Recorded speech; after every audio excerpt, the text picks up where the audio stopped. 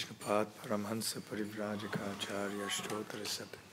His Divine Grace Abhay Charanaravindha Bhaktivedanta Swami Srila Prabhupada Ki Jai. Ananta Koti Vaishnava Vrinda Ki Jai. Shri Shri Radha Vallabha Ki Jai. Shri Shri Gaur Nitai Ki Jai. Shri Shri Jagannath Baladev Subhadramai Ki Jai. Granthraj Śrīmad Bhāgavatam Ki Jai. Nitai Gaur Premanande. All glories to the assembled devotees. All glories to the assembled devotees. All glories to the assembled devotees. All glories, all glories, all glories to Shri Guru and Gauranga.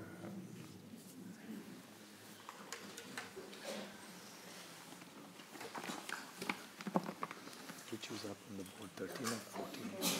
13th. Or 14th, which is up on the board? This one was 13th. Om Namo Bhagavate Vasudevaya. Om Namo Bhagavate Vasudevaya. Om Namo Bhagavate Vasudevaya. Om Namo Bhagavate Vasudevaya. Om Namo Bhagavate Vasudevaya. Om Namo Bhagavate Vasudevaya. Narayanam Namaskritya. Narayanam Namaskritya. Naram Chaiva Narottamam. Naram Chaiva Narottamam. Devim Saraswatim Vyasam. Devim Saraswatim Vyasam. Tato Jayamudiraye. Tato Jayamudiraye. Nashtaprayeshva Bhaktreshu. Nashtaprayeshva Bhaktreshu. Nityam Bhagavata Sevaya. Nityam Bhagavata Sevaya. Bhagavatyuttama Shloke. Bhagavatyuttama Shloke. Bhaktir Bhavati Naishtiki. Bhaktir Bhavati Naishtiki. Reading from Śrīmad Bhāgavatam, Canto 4, Chapter 1, Genealogical Table of the Daughters of Manu, Text 13.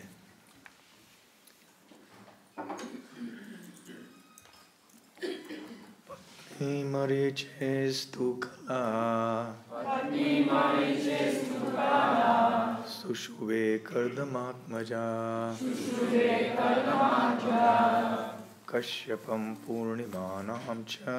Kashyapam Purnimanam Cha. Yayorapuritam Jagat. Yayorapuritam Jagat. Please chant. Patni Marichestu Kala.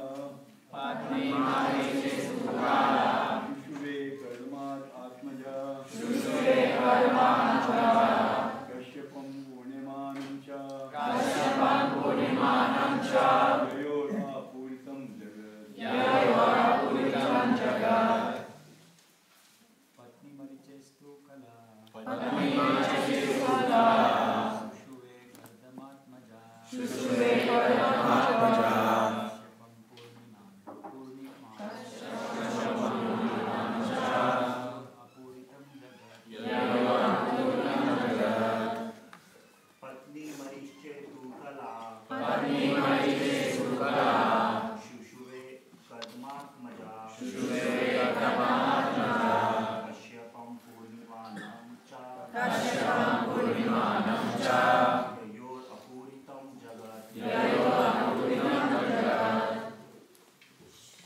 Ladies. Patni Marichestu Kala. Patni Marichestu Kala. Sushuve Kardamatmaja. Sushuve Kardamatmaja. Kashyapam Purnimanam Cha. Kashyapam Purnimanam Cha. Yayorapuritam Jagat. Yayorapuritam Jagat. Patni Marichestu Kala. Patni Marichestu Kala. Sushuve Kardamatmaja. Sushuve Kardamatmaja. Kashyapam Purnimanam Cha. Yayorapuritam Jagat. Patni Marichestu Kala. Patni Marichestu Kala. Sushuve Kardamatmaja. Sushuve Kardamatmaja. Kashyapam Purnimanam Cha. Kashyapam Purnimanam Cha. Yayorapuritam Jagat. Yayorapuritam Jagat. Patni, Patni, wife. wife. Marichehe, of the sage named Marichi. By the way, it's not Mariche, it's Mariche, okay?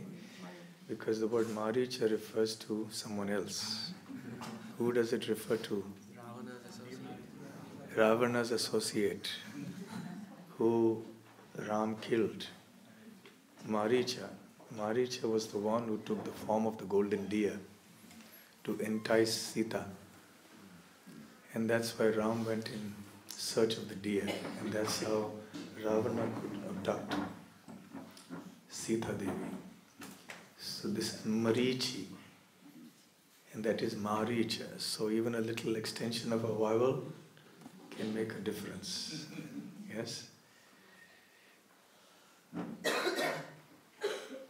In Vrindavan, just near our Krishna Balaram temple, there is an ashram called Dhanuka ashram. And in the Krishna book, we see that there is a demon called Dhenuka whom Krishna killed. So because devotees have the word Dhenuka in mind, they call him Dhenuka ashram. And the poor owner of that ashram is always frustrated. I am not Dhenuka, I am not a demon, I am Dhanuka.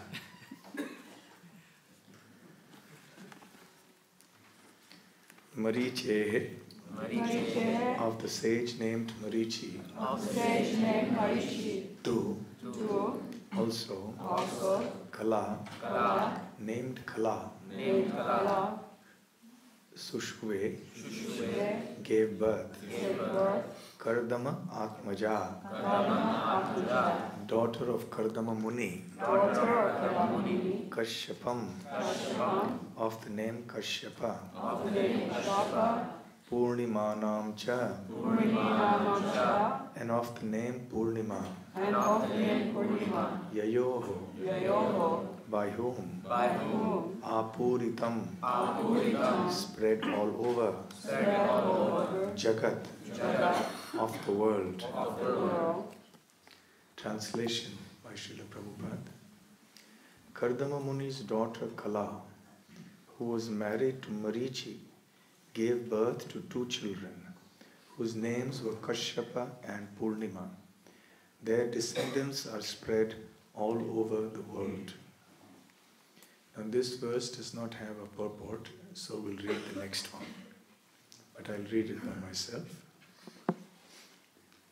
Purnima sutta virajam vishvagam cha parantapa devakulyam hare pada shauchadya bhut sridivaha.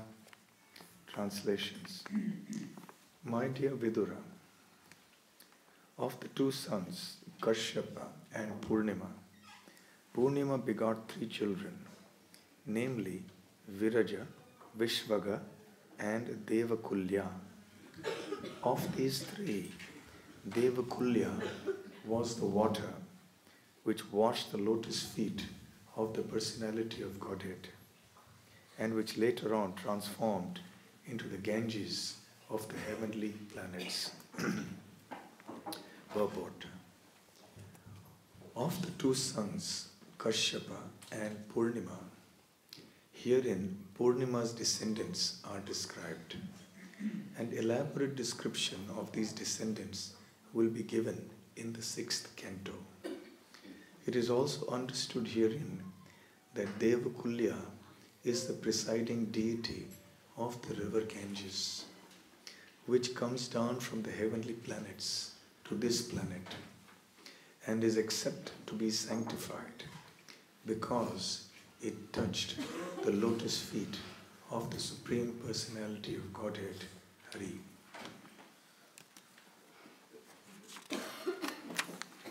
Om Jnanatimirandasya Jnananjana Shalakaya Chakshurunmilitam Yena Tasmai Shri Gurave Namaha.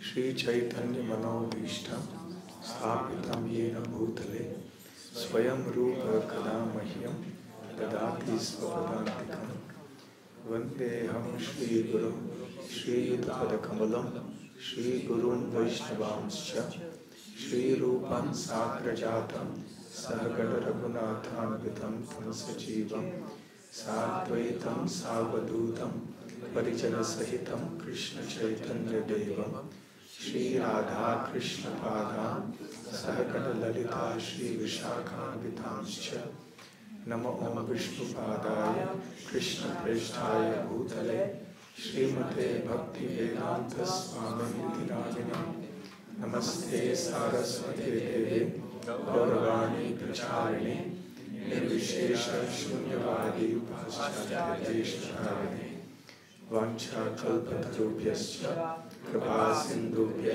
Evacha Patitanam Pavanebhyo Vaishnavibhyo Namo Namaha Jai Shri Krishna Chaitanya Prabhu Nityananda Shri Advaita Gadadhara Shivasadi Gaura Bhakta Vrinda Hare Krishna, Krishna Krishna, Hare Hare, Hare Rama, Rama Rama, Hare Hare.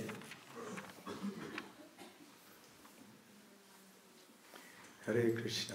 Hare Krishna. So this chapter is entitled The Genealogical Table of the Daughters of Manu.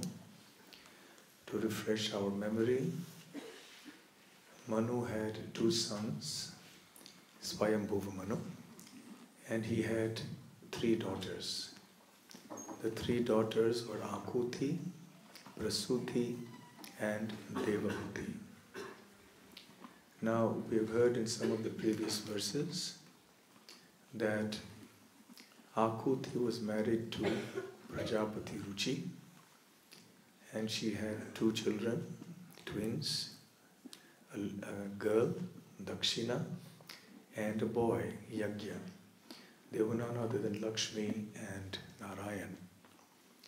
Then eventually they had 12 sons called the Tushitas. Prasuti eventually was married to Daksha. And Daksha was again one of the Prajapatis. And meanwhile, as far as Kardama, as far as Devahuti is concerned, she was married to Kardama Muni, and we have seen in the third canto of the 9 daughters that were born of her and the one son Kapila. But the third canto especially spoke about the son Kapila and his teachings.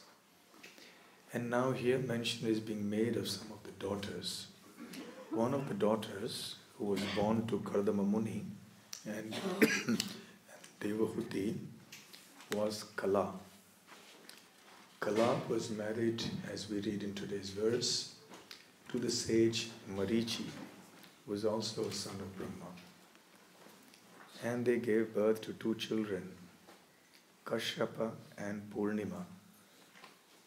Purnima in turn gave birth to 3 children, and of these, the last named, Devakulya, was the water which washed the lotus feet of the personality of Godhead and which later on transformed into the Ganges of the heavenly planets.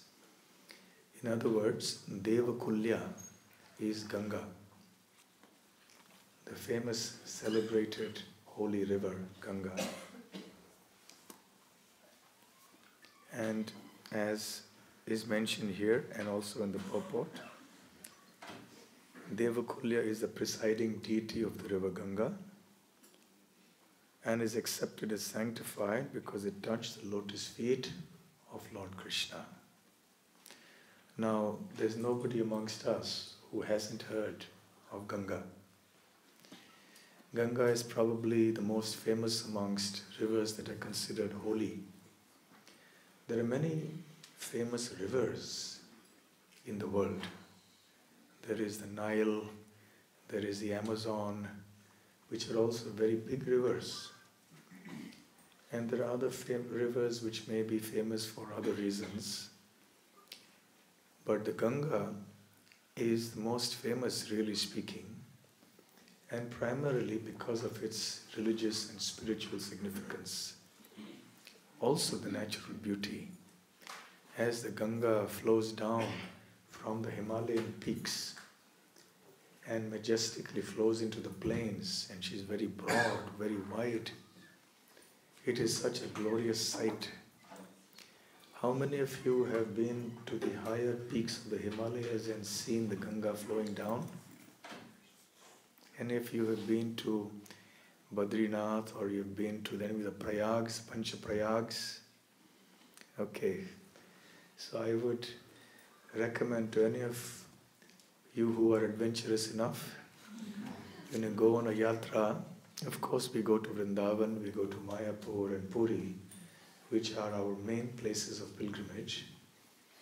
But if you ever get a chance to go to these places, but there is a risk, especially the family members should not.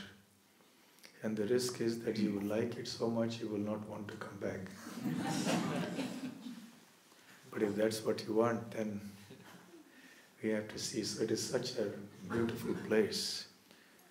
The mountains, we can understand why the sages chose those areas to do their austerities. Extraordinarily beautiful and pure. Of course, recently the whole place has seen a lot of upheaval because of flooding and earthquakes and natural disasters.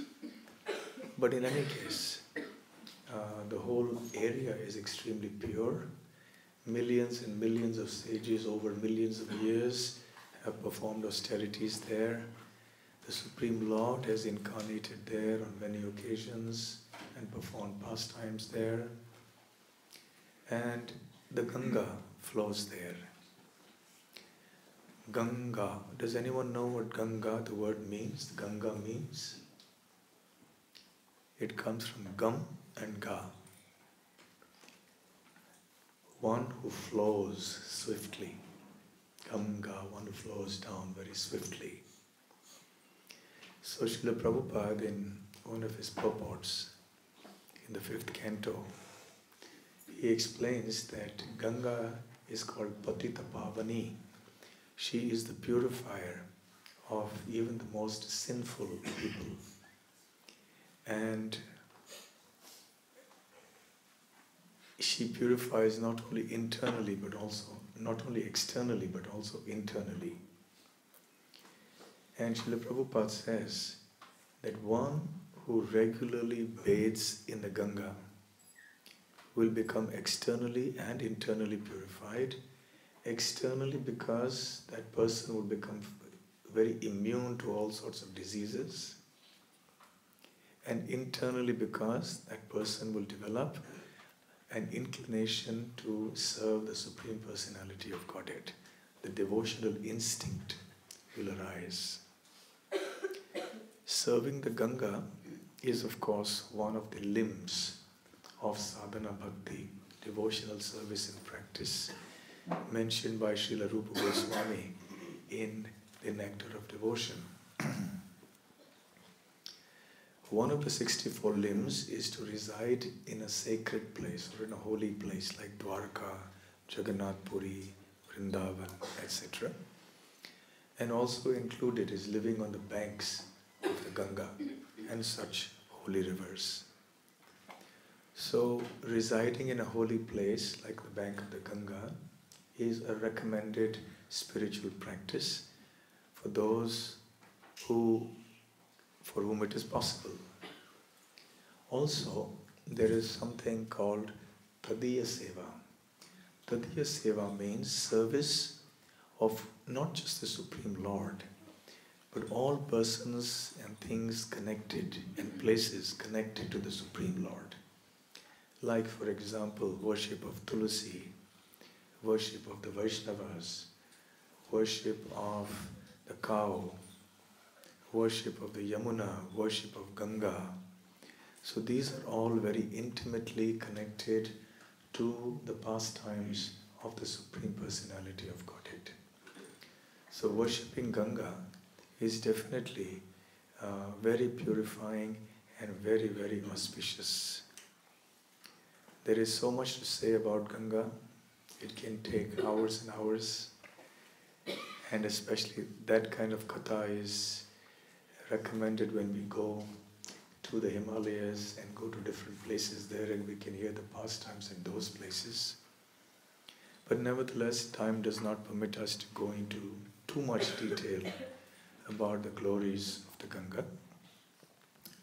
Suffice it to say that she is Charanamrita. We every day take Charanamrita in the temple. That's also one of the regulative principles. The moment you come in, before you leave, after you had darshan, you must take a few drops of Charanamrita. Charana means the feet. Amrita means nectar. So Charanamrita represents that water or those substances that have washed the lotus feet of the Lord. Especially during the deity worship every morning, there is abhishek that is done of the Lord. So then that is distributed to the devotees as Charanamrita. So those who are faithful devotees, they always partake of Charanamrita. So Charanamrita not only relieves you of diseases and untimely death, it gives you devotion to the Supreme Lord Krishna. Many of you may have heard the term Akala Mrityu Haranam Sarva Papa Pranashanam Gangodakam Pitva Shirasa Dharayam Yaham, where it is said that one who takes the Charanamrita of the Lord and places it on the head becomes immune from bodily diseases and from untimely death. But that is not the only purpose. We do not take the water of the Ganga or Charanamrita just to become free from disease or from untimely death. The real purpose of doing it is to develop devotion for the Supreme Lord. Similarly with Ganga, millions of people take bath in Ganga to wash off their sins in the Ganga. But they have no devotional inclination. Of course, it's better to take bath in the Ganga because at least gradually one will develop a devotional instinct. But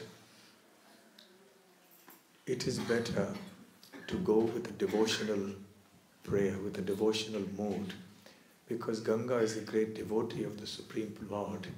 So when we go to Ganga, we should pray to her for devotion to the Supreme Personality of Godhead. But whether devotees or non-devotees, whatever be their particular category within the Vedic culture, all the followers of Vedic culture, whether Vaishnavas or Smartas or Shaktas or anyone, they all revere and adore and worship Mother Ganga. This is one common thing for all followers of Vedic culture. She has come to occupy a great pride of place.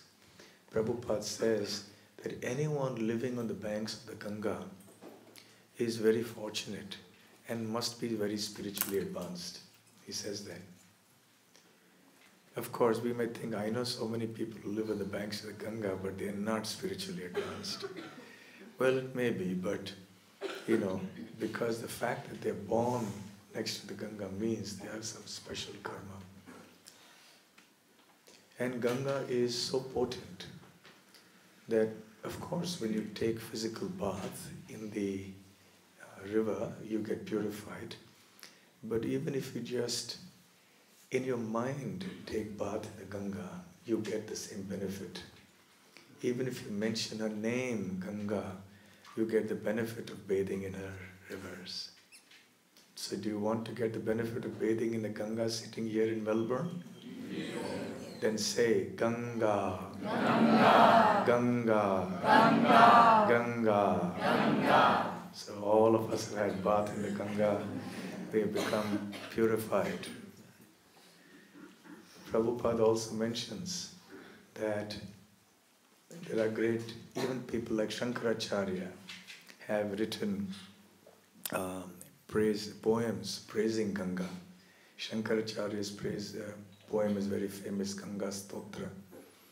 There's another very famous poem that is called Ganga Lahari, that is sung in Haridwar and some Rishikesh and some other places during the Ganga Arati. The Ganga Arati has become quite famous nowadays and many people go there. But since Prabhupada mentions that, including Shankaracharya, many people praise Ganga and have composed prayers, I'll just tell you a little bit about the person who composed the Ganga Lahari before we go on to further topics about Ganga. His name was Jagannath Pandit Raj. He was a Brahmin from South India, from the land of Andhra. And somehow he moved to the north at the time of the reign of the Mughal kings.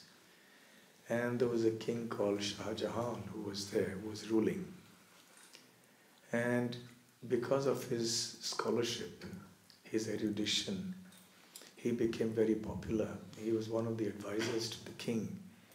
And the prince, that is one of the sons of Shah Jahan, whose name was Dara Shikoh, who was very broad-minded, who wanted to understand the Vedic philosophy and culture, he would practically revere Jagannath Pandit Raj as his guru. He would learn from him. Eventually, of course, Dara Shikoh was killed by his brother Aurangzeb, because Aurangzeb wanted to be the king. Not only did Aurangzeb kill his brother, but he also imprisoned his own father, Shah Jahan. So many of you know that story. Now, Dara Shikoh had a sister, and the sister was also deeply influenced by Jagannath Pandit Raj. And she would consider him like a teacher, and she would take instructions from him. Somehow or the other it happened that some rumor was spread that he was romantically involved with her.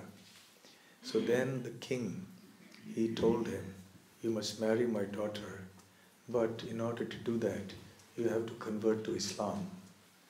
So then he didn't agree to that.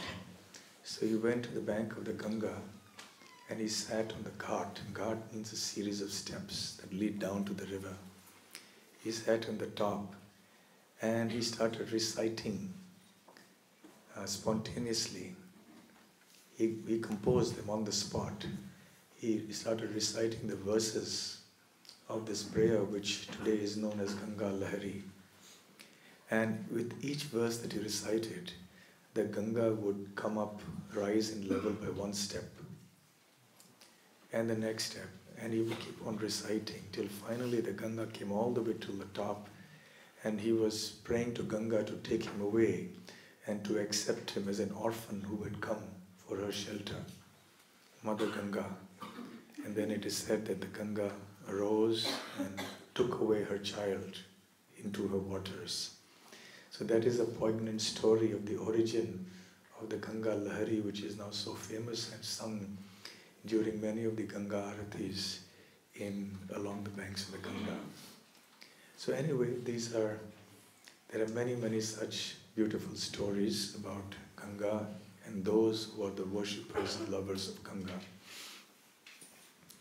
But from the Śrīmad Bhāgavatam, we understand how Ganga came into this world.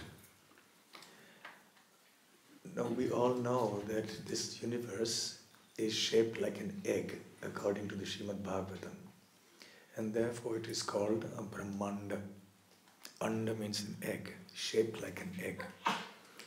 And this egg has many layers, many coverings.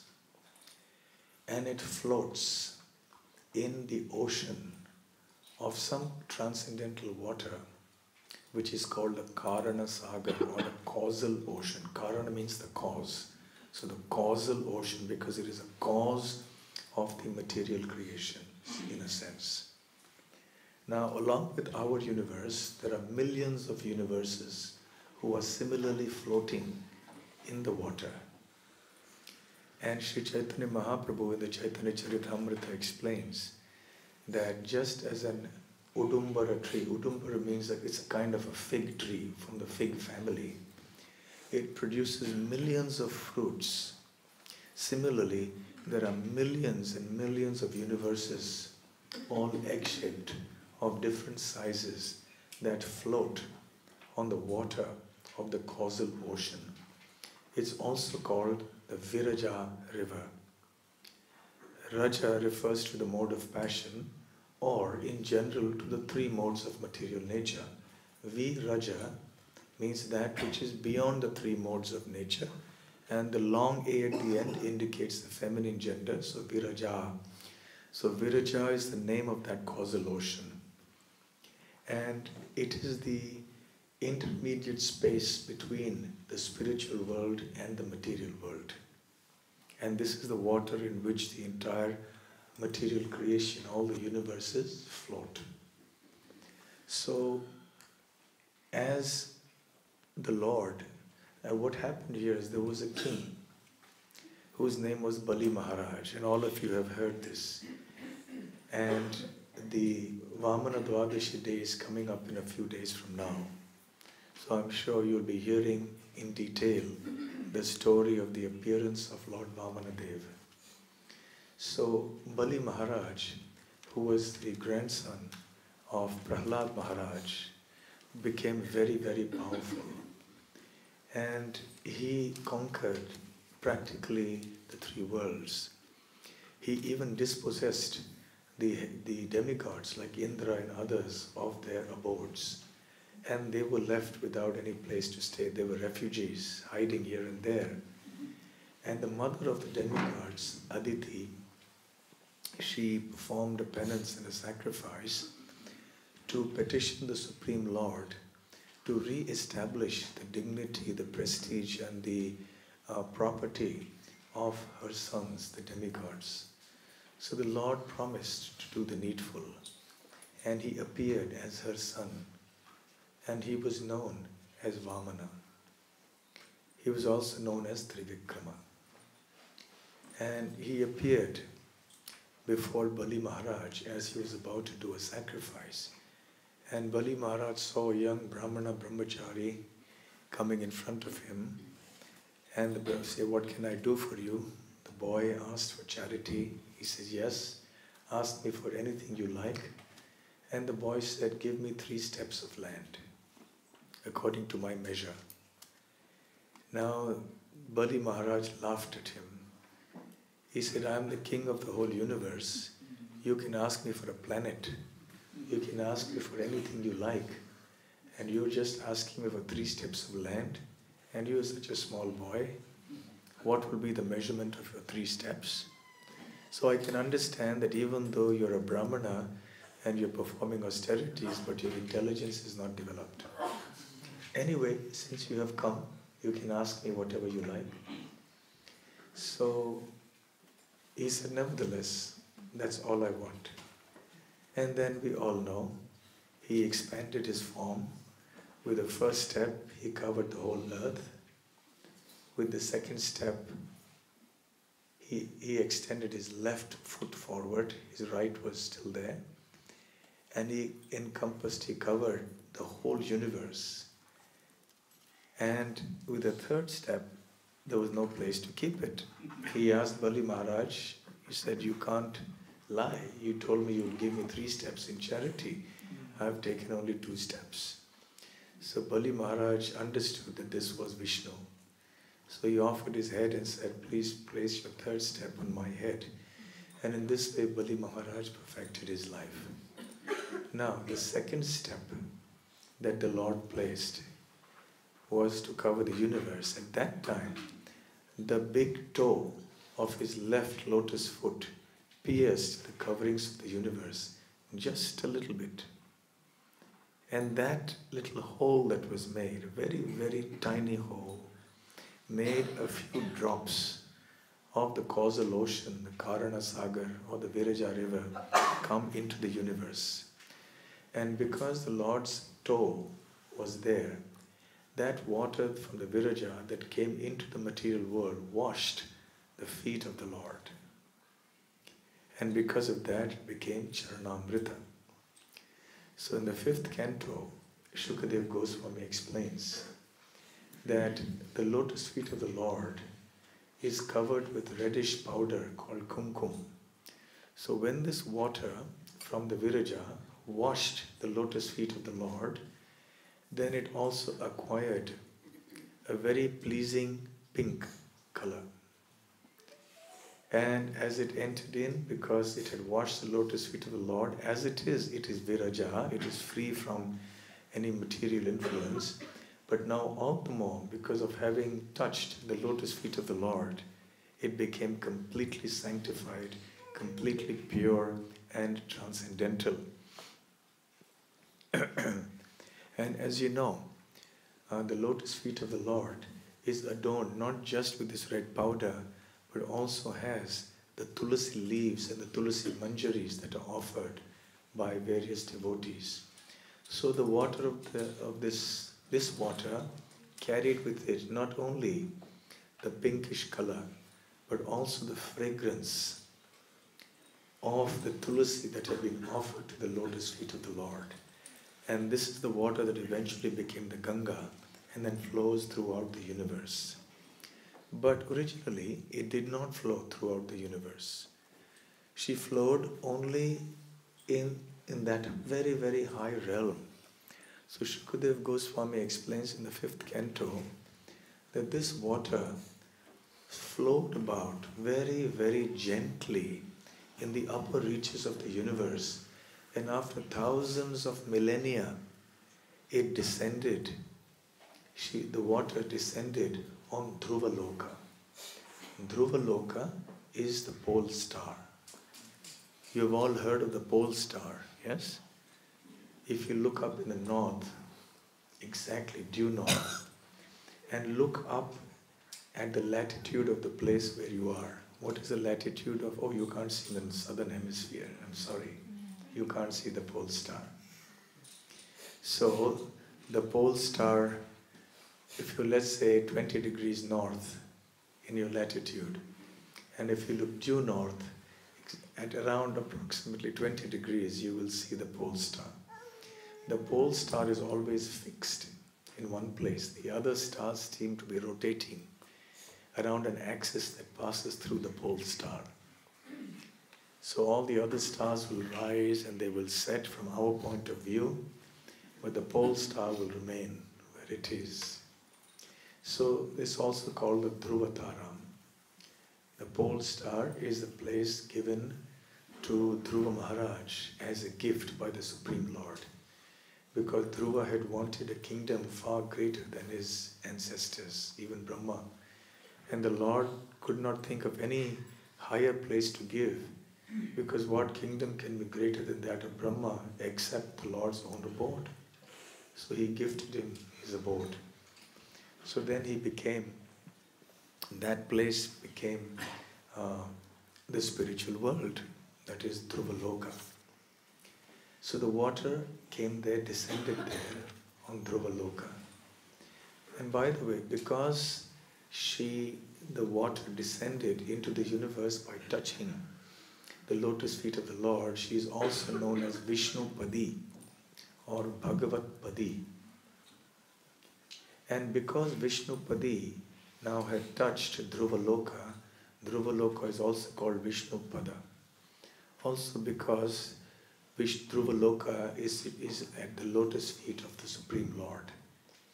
So Dhruva Maharaj understood fully well when he saw this water descending.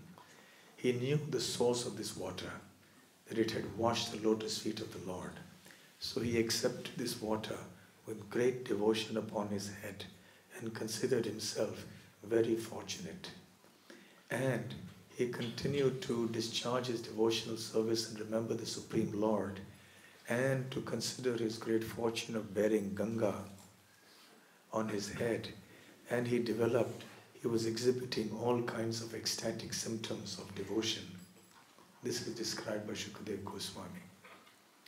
And then after this water had descended from Dhruvaloka, the water flowed around to Saptarshi Loka, which is the planets of the 7 sages.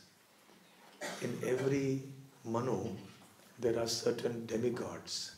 Indra, Chandra, Varuna, they are posts that change with every change of Manu. Just like when the Prime Minister changes, the ministers change. and the Prime Minister changes at every election time.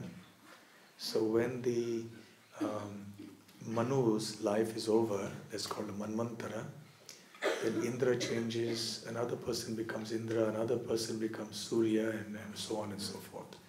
So in every Manvantara, there are also 7 personalities, the 7 sages. So they are also appointed. They have many functions to perform, like Kashyapa, Atri, Vasishtha, Vishwamitra, and so on. So their planets, they have 7 planets. And these planets are circling the pole star. They're relatively close by. So the water from this, the Viraja that had now touched Vishnu Padi, she began to flow from Dhruvaloka to the planets of the 7 sages. From there, Shukadev Goswami describes in the 5th canto, the waters were carried by billions of celestial airplanes. And slowly the water went into the planets of the demigods. That's how the water was distributed. And because the waters were flowing slowly, she was gently flowing all through the upper realms of the universe. So she became known in the higher planets as Mandakini. Mandakini means one who flows gently, as opposed to Ganga, one who flows very swiftly. So when she descends on the earth, and we'll come to that point a little later, but there in the higher reaches of the universe, she flows very gently, meanders around. And as she wanders throughout the universe and then touches the planets of the demigods, then she forms what is called the Akash Ganga, the Milky Way. So that is, if she traces a line there, you can see that Akash Ganga. And eventually she comes to the heavenly planets, and then from there she moves to the top of Mount Meru. Now, even if we don't understand these cosmological terms and places, which are very difficult for us to understand with our brain, and try to see where they are by looking at the sky, don't worry about it. Let us just accept the version of the Śrīmad Bhāgavatam. And so in any case, they moved to the place of Brahma. And from the top of Mount Meru, the place of Brahma, then this Mandakini branched out into 4 branches. They all went in different directions. And one known as Alaknanda came down, and flowing through various peaks in the Himalayas, then came down into Bharatavarsha. So, of course, it came into Lord Shiva's head, and that's another story we come to now. So how did she come down here to Bharatvarsha? So at least till the heavenly planets we have seen the description in the 5th canto. So she is called Mandakini there in the higher planets. So here she is known as Bhagirathi, because there is a king called Bhagirath who was instrumental in bringing Mandakini down to the earth. So even as Ganga was flowing as Mandakini in the higher regions of the universe, here on earth time was flowing by, Swayambhuva Manu's reign was over, and the reigns moved on, Manus moved on, and finally there was Vaivasvata Manu, and then there was Ikshvaku, his son, and then as time went on, Ambarish Maharaj came there, and one of the descendants further was a king called Sagar. Now King Sagar, at the instance or the direction of a sage, was performing a sacrifice called the Ashvamedha Yagya, which involved getting a horse and letting the horse go loose and travel wherever it willed. And then the king's representatives would travel behind the horse, and all the areas through which the horse traveled, the kings of those lands would offer their taxes and tributes to the main emperor. So now it so happened that Indra was feeling very insecure and threatened about his position. So you can imagine this is not only happening on the earth planet. It happens all over the universe. People become materially attached to their positions and they want to protect it. And if they see somebody else making progress, then they get threatened and they try to obstruct that other person's progress. So Indra stole the sacrificial horse and deliberately placed that horse in the ashram of Kapila Muni, who was living in his ashram there, far away. So the sons of Sagar, they came searching for the horse. Eventually they found the horse in the ashram and wrongly assumed that Kapila Muni had stolen the horse. And they wanted to attack the Muni in anger. But just by the Muni's thinking, they all burnt to ashes. Now, King Sagara was very appalled by this, was very disturbed, because his sons had to be delivered now. These were 60,000 sons, if I'm not mistaken. And he had one more, Rasamrita. But this Rasamrita was also good for nothing. So what to do? But anyway, he had a good grandson. Somehow or the other, Rasamrita had a good son, whose name was Anshuman. So Anshuman went looking for his uncles and eventually came to Kapila's ashram. He's the same Kapila Dev, by the way, who's been discussed in the third canto. So he satisfied Kapila Dev. Kapila Dev said, all right, you can take the horse. And when Anshuman asked for the deliverance of his uncles, whose bodies lay in ashes below, Kapila said the only way that can be done is if the waters of the heavenly Ganga come here and touch, and then they can be delivered. Which is why basically it is a custom amongst Hindus that after they are cremated, their ashes are sprinkled in the Ganga. And even the first Prime Minister of India, Nehru, was quite an agnostic.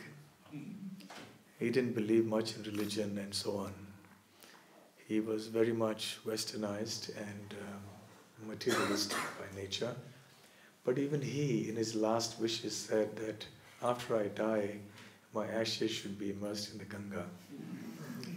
So we can see how, because people, how deep-rooted this faith is and this belief is. So it comes from that time. So then now that was easier said than done. How to get the heavenly Ganga to come to the earth planet? So Anshuman situated himself in penance for a long time. He spent his whole life doing that, but was unsuccessful. Then his son was born, whose name was Dilip. Dilip also, in the footsteps of his father, performed austerities all his life to bring Ganga down, unsuccessful. Then his son was called Bhagirath. Bhagirath also followed in the footsteps of his father and grandfather, and he was successful. He managed to get audience of Mother Ganga. And she said, all right, I am satisfied with your penance. I agree to descend to the earth. But I have two problems. One is that because I'll be falling from the higher planets, the higher realms of the universe, the force of my fall will be so strong that I'll sweep away everything in my wake and I'll have to go to the lower planets. And my second fear is that when I descend on the earth and flow, all the people will bathe in me to wash themselves of their sins. And this burden of sins that is deposited in me by these people will become unbearable for me. So then Anshuman said, he is a devotee, He has the solutions to all the problems. He said, no problem, Mataji.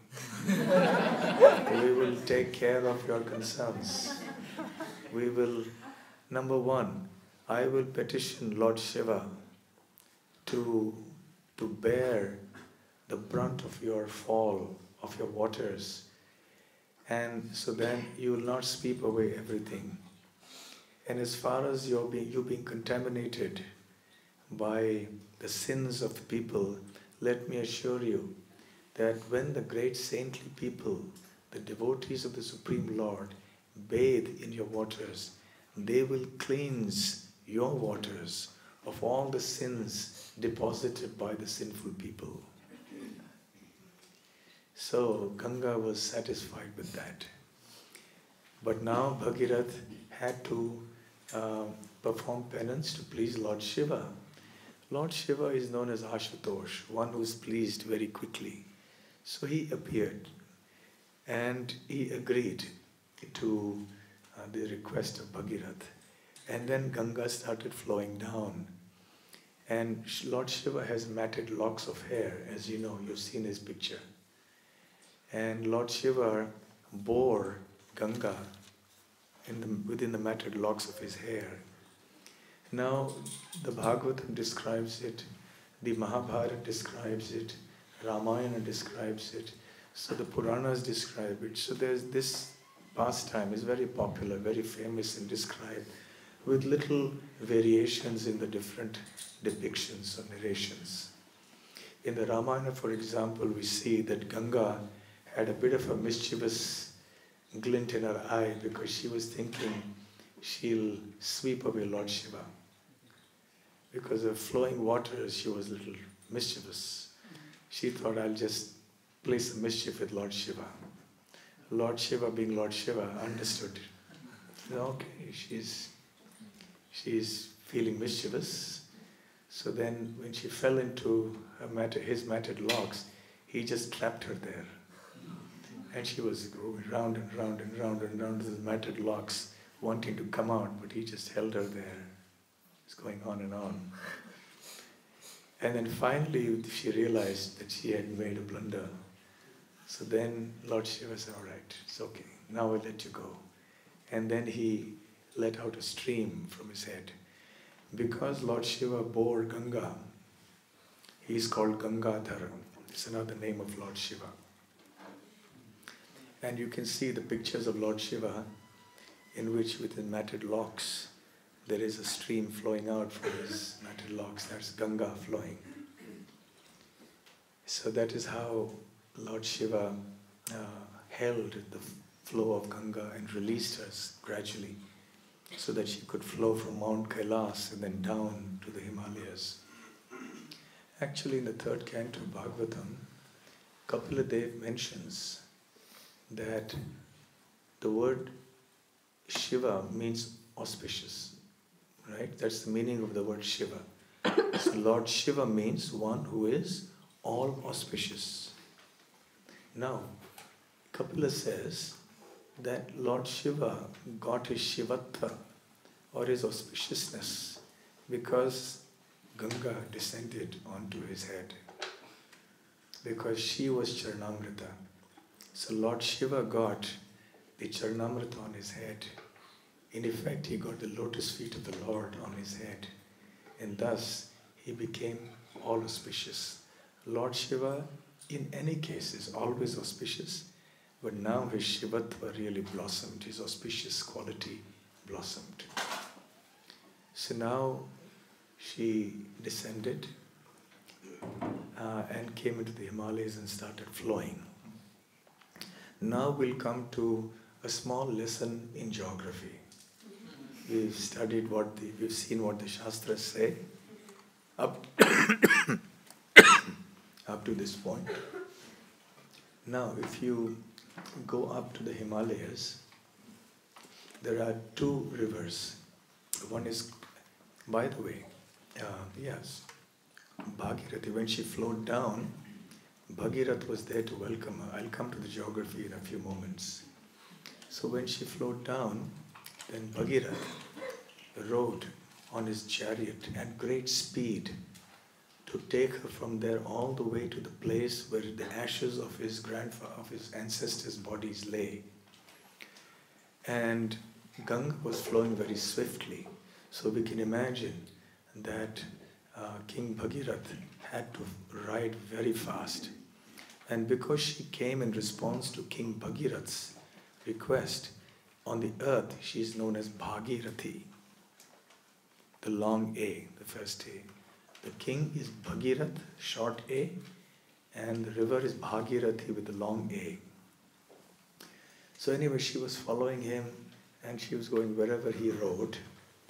Eventually they came to Navadvip, in a place called Simantadvip, and then she stopped there. And Bhagirath was worried. He said, "Oh mother, if you stop like this here, then what happens? You will not be, my ancestors will not be delivered." She says, "No, this is the place of my worshipable Lord, who lives in Navadvip, Sri Chaitanya Mahaprabhu. So let me stay here for a few moments and worship him, and then I will come with you." So then he was pacified. So then they moved on. But then they came to that segment of Navadvip which was called Jahnu Dvip. One dvip means an island, so Navadvip means 9 islands. So in Jahnu Dvip, there was a sage called Jahnu. He was sitting in his ashram and doing his austerity. And he had placed his Achaman cup. You know Achaman cup, the little cup of water with the little spoon that we use to purify ourselves. As the Ganga was flowing, she washed away his Achaman cup, and he was looking, what happened? So he became enraged and he swallowed the whole Ganga river. And then she was within his body. Now Bhagirath was flabbergasted. He said, "Oh, what has happened? I have performed austerities. My ancestors have performed austerities. She's come down and now it's gone into the sage Jahnu's mouth." He pleaded with Jahnu for mercy. Then Jahnu became compassionate and he released the water through his ears. And therefore Ganga is also called the daughter of Jahnu. So she now is different from the word Janava, who is the consort of Nityananda Prabhu. Many times devotees call Janava as Jahnavi. So anyway, then Bhagirath led the waters of the Ganga, Bhagirathi, on to the place where the ashes of the bodies of his forefathers lay, and then they were delivered and sent to the higher planets. So this is how the Ganga came down to the earth, and the place where the Ganga meets the ocean is called Ganga Sagar. And a huge fair, a festival takes place in the month of Magh, in winter, peak of winter, in that area. Thousands of people come. Something like the Kumbh Mela, the famous festival. So, coming back now to the geography. So, there's history, geography, everything in Krishna consciousness. All your subjects you can learn here. The only thing you don't learn is computers. So, there are 2 rivers. One is called Bhagirathi, the other is called Alaknanda. Now, Bhagirathi comes from the Gangotri glacier at a place called Gaumukh. Gaumukh means the mouth of a cow, literally. It's a very beautiful place. For those of you who haven't been there, it's extraordinarily beautiful, this whole location. So that is where the Bhagirathi river originates. And then it meets the Alaknanda river at a place which is called Devaprayag. So the Alaknanda comes from one direction, the Bhagirathi from another direction. They meet at Devaprayag. And after Devaprayag, the river is known as Ganga. So before that, she is Bhagirathi and Alaknanda. Now Alaknanda, before she reaches Devaprayag, is joined by various other rivers like Dhauli Ganga, the Mandakini, Nandakini, the Pindar. And these 4 places, the confluence, they're also called Prayag. So there's Vishnu Prayag, etc., Rudra Prayag and so on, all the way up to Deva Prayag. So it's called the 5 Prayags. The 5 places where these rivers meet. And there are 6 rivers, 6 main rivers. There are of course many, many smaller streams that join in. But these are the 6 main head streams. Head stream is a river or water that forms the source of a particular river. So these are the 6 head streams, of which the 2 chief are Bhagirathi and Alaknanda, and the others are Mandakini, Nandakini, Dhauli Ganga and Pindar. So then these 6, along with many other smaller streams, they all meet, and then the Ganga starts at Deva Prayag, and she flows down. And as she flows down into the plains, she comes into the plains at Haridwar, the gateway to the abode of Lord Hari. And then she is joined by various tributaries, the largest one being Yamuna. Before that there's Ramaganga. Then there is the Kosi, there is Tamasa, there's so many other rivers along the way. And as she goes on, Gandaki, Ghagara, many rivers. And then at a certain point, the Ganga starts branching out into distributaries. Yes, so there is the head start rivers, then there are the tributaries that join, and then the Ganga branches out into distributaries. The main Ganga goes on into what is today known as Bangladesh, and there she is known as Padma. She is joined by the tributaries from Brahmaputra river, which comes from Tibet. And the other branch of the Ganga, one goes as Padma, the other one becomes the Bhagirathi Hugli. And where the river Jalangi meets this Bhagirathi Hugli is Navadvip, very close to our temple, Mayapur temple. So we have the Jalangi, and also we have the Ganga, which is the Bhagirathi. And when they meet and then they move on, then the river is called Hugli, which then flows through Calcutta. And then it goes into the sea. So whether it is the Ganga at Calcutta, or whether it is a Ganga in the higher reaches of the Himalayas, it's the same water. The Alaknanda, by the way, also flows nearby Badrinath, the holy place of Badrinath. So Ganga water is considered always pure, even though materially there may be all sorts of contamination, but from a spiritual point of view, it is always pure. So Prabhupada mentions in many places, including in the Nectar of Instruction, that anyone who has spiritual knowledge will not hesitate to take bath in the river Ganga. He or she will disregard the material condition of the waters of the river and will push aside those things and take bath and come out. That said, however, it is one of the great tragedies of our time that the Ganga and rivers like her, including the Yamuna, have become so excessively polluted.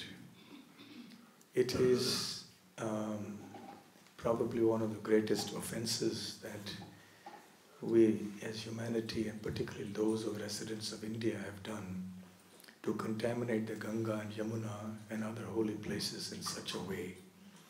Efforts are going on to clean the Ganga, but it's a Herculean task. In any case, we should be aware that when we go to these places, we should not pollute them.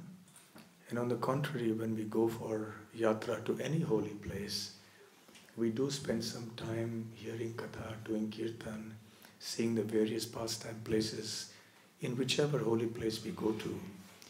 But we should also spend some time to clean up that place, to offer some service and to serve the dham, to serve that tirtha. So this should become a practice for us whenever we go to any holy place. So in any case, this is something about Ganga. There is much more. And those of you who are able to go to these places, go in a group, so you will relish it more. And let there be someone who can give you some katha about the various pastimes in those places, and you will relish. Remember to take bath.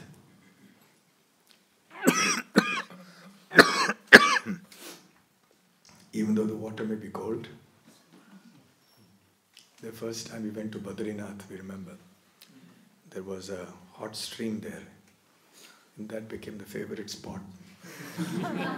Even more than the temple. Because everybody was freezing. But sometimes the temperature rises so high, you can't touch the water. It's boiling. But when it's tolerable, people like to be there in that little pond. But there's a catch here. If you really want the benefit, what you should do is take bath in the cold water of Alakananda, come back in the hot stream, take bath there, and go back in the Alakananda. Take bath. So well, we did that one time. It is not easy, of course. So we can understand why sages have chosen these places to live. So all glories to Mother Ganga. Ganga. Ganga. Hey Gange. Hey Gange. Please bless us with devotion. Please bless us with devotion. I almost forgot. There's some verses from the Chaitanya Bhāgavatam. We have a little few minutes. This is Chaitanya Mahaprabhu glorifying Mother Ganga. I'll read the Bengali and I'll translate it for you. Prema rasa swarupa tomar divya jala, Shiva se tumara tattva jane na sakala. Prema rasa swarupa tomar. O Ganga, your water is liquid prema, liquid love of Godhead. So what is Ganga water? Liquid love of Godhead. Divya jala, it is transcendental water. Shiva se tomar tattva janena sakala. So Lord Shiva knows your glories in full. Sakrit tomara nama korile shravana, tara Vishnu bhakti hoy ki punah bhakshana. Sakrita, even once, tomar nama korile shravana. If somebody hears your name, tar Vishnu bhakti hoya, he develops Vishnu bhakti. So if anybody hears Ganga once, then Vishnu bhakti starts dawning in that person's heart. Ki punah bhakshana. What to speak of if somebody drinks the water of Ganga? How much more benefit will that person get? Tomara prasade se Shri Krishna hai no nama, spura eji vera mukhe ithe nahi ana. Tomara prasade Shri Krishna hai no nama, spura eji vera mukhe. It is by your mercy that the name of Krishna can manifest on the tongue of a living entity. Ithe nahi ana. There is no doubt about this. Kita pakshi kukura shrigala yodi hoye, tathapi tomara yodi nikate basaye. If there are these creatures that reside on your banks, Kita means a worm, Pakshi means a bird, Kukur means a dog, or Shrigal means a jackal. So even if these entities live near you on your banks, Tathapi tahara jato bhagyara mahima anyatrera kotishvara nahitara sama.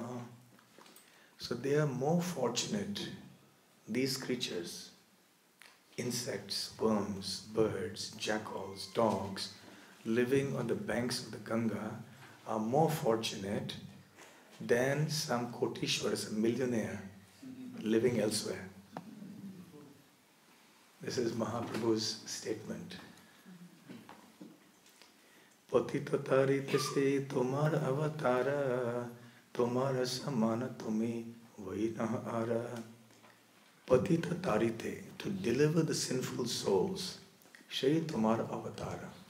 Your descent is because you want to deliver the fallen sinful souls. Tomara samana tumi vaina ara.